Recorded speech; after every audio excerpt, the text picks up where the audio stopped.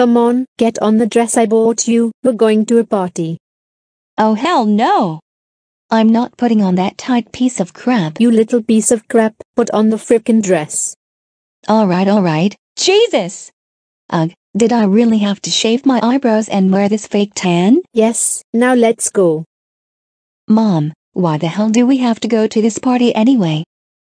We're going to Boris and Doris's new daughter's christening. Now shut the hell up.